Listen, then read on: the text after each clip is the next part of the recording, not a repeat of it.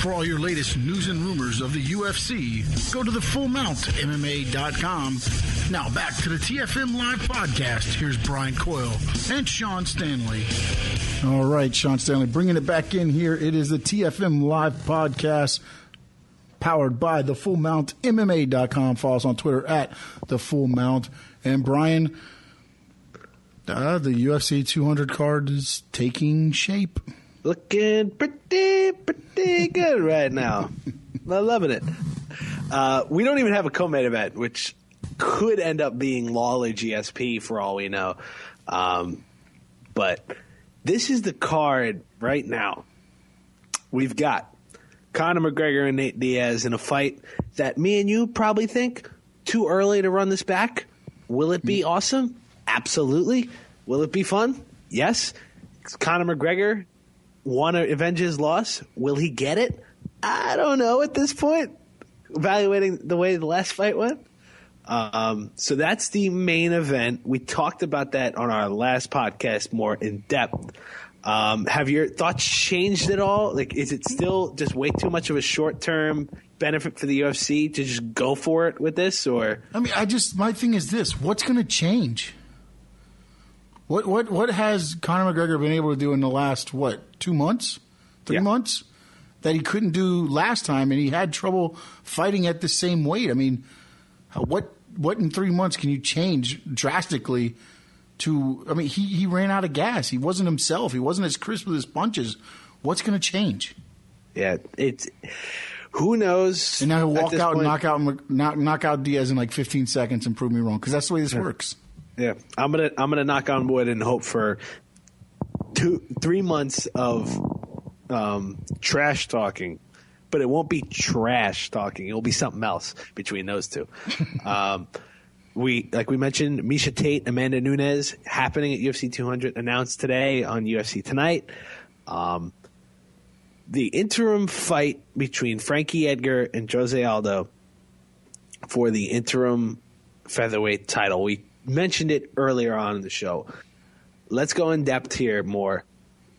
I love this fight for both guys. I know it happened before. I know Aldo did some work on Frankie in this fight. I think Frankie's better than he was then. We're getting an Aldo who wants to go out and drop somebody and prove that he can get back and fight Conor McGregor. I think this is excellent fight making by the UFC. Yeah, and it had to be made, honestly. This fight had to be made as far as for an interim title, because you don't know what's going to happen with McGregor going forward. I mean, if he's fighting at 170 now, I don't see him getting back down to 145. I really don't. So I don't see it either. I mean, so this is the best, where we said the interim title is it's a double-edged sword for me. I like it and I don't like it, because at this point, this is a good interim title to make. Because then you take the interim title off when you find out McGregor's not going to come back down to 145, and now you have your champion. And it's funny, if he comes down, then you can do it. Yeah, and when it comes to time frames, Conor won the belt in December, technically. Yeah. And it's 8 months. Mm-hmm. So it's inside of the year. Like that seems kind of like, okay, a year and a half, but they're doing it a little earlier, but it makes sense. So it's a case by case. It goes back to what we were saying before. It's a case by case basis whether these interim titles can mean something, and mean something in a positive way if they're booked correctly. And this makes sense. And it makes sense, like you're saying, because it's been 8 months, but also he doesn't show any aspirations of going back down to fight any of these guys. No, he doesn't. Nothing in his talk says, hey, I'm going back to 145. He's even said he's not worried about a belt. Fighting me is a belt. Yep. So what tells you that he's going to end up going back down to 145? Not much. No, honestly. I think you had to. He put them in this position to where, hey, we got to cover our 6, because, look, if you're not fighting at that weight class, we can't just have this weight class keep fighting number one contenders and number one contenders and number one contenders until, what, you decide you want to come back and defend your belt? Yeah, completely. I'm totally on same page with you here. All right, let's move into more of the undercard. Those 3 fights that we just talked about will be on the main card in some capacity. Diaz-McGregor is the main event. That's all we know so far. Cain Velasquez, Travis Brown, a battle between heavyweights. Velasquez, of course, getting hurt, pulling out of the rematch against Fabricio Verdum that I don't know if he technically earned or not in the first place, despite being champion previously. I think Verdum Miocic is a much more fun fight, and that UFC 198 card is stacked beyond belief right now. Yeah. Travis Brown did not look good against Matt Mitrione. Nope. I like this matchmaking here. Isn't that Mr. Rousey? Yeah, Mr. Rousey, as he's affectionately known, has something to prove. And you beat Cain Velasquez. It's like, okay, we can take it real seriously, because Brown is this curious, like, heavyweight that's shown so much potential, but then is kind of just like laid eggs out there. Yeah, but doesn't that kind of go back to what we talked about with training camps?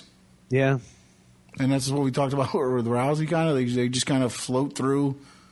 You know, it just seems like they're just kind of going through the motions. Yeah, that training camp has not gotten a lot of good publicity lately, and I don't think it will continue to get any good publicity at all. Next fight up, welterweight, Johnny Hendricks, who has fallen far since not making weight against Woodley, losing the Wonder Boy Thompson in a clinic by Stephen Thompson. Gets Kelvin Gastelum in a fun welterweight fight. I like this too. No, I looking at the card, I don't see a fight that I don't like, honestly. Yeah, they're nailing it right now, honestly. I mean, this whole thing, all the way down to, with Sage Northcutt being on this, I just don't know where I mean, it's a good card. Yeah, Gegard Mousasi, Derek Brunson. Brunson, a powerful striker here, gets Mousasi, who's kind of heel turned on the entire UFC fans for saying his fights are boring. I like that.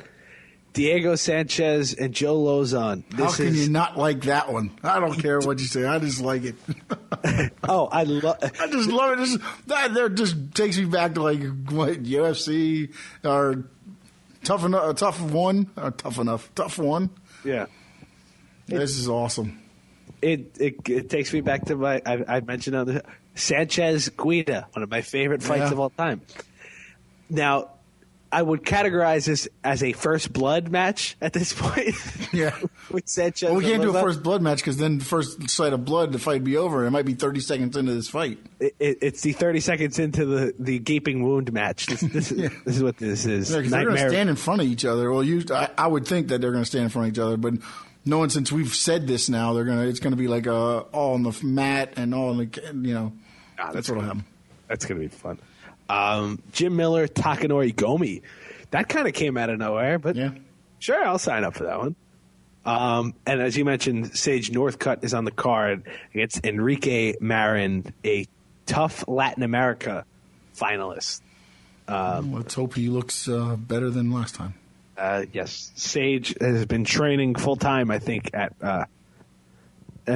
more than he did.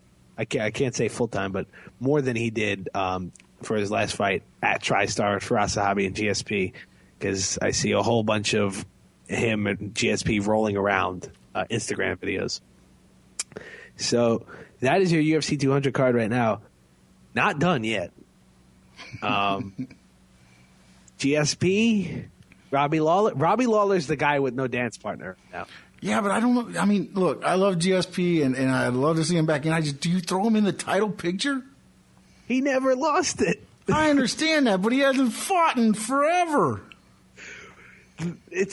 The argument is it's GSP. GSP's only 34 years old. So what you're telling me is Lawler is an interim champion? No, I'm not saying that. So then GSP's the interim champion? No, GSP so we're vacated fighting for a belt? the title. We're going to unify the titles? No, there's no unified titles here. George St-Pierre vacated that title after he came very close to losing it in his last fight. And now he could be back in the swing of things and want to fight again. And if you want to make a big fight, Lawler GSP is the way to do it. If you want to do GSP Nick Diaz, Well, you can't because of his suspension. But if you eventually want to do that, you can do that too. I think that's where it's going, because unless they're going to run back Lawler Condit, which I sign up for immediately because, I'm a Condit apologist at this point. Yeah, you are. I completely I'll admit it. We're analysts. We're not journalists. Actually, we're a little bit of both. A little bit of both. But hey, either way, you can have your opinions. Yeah, exactly. But 200 is going to be a stacked card already. So there's more to come, supposedly.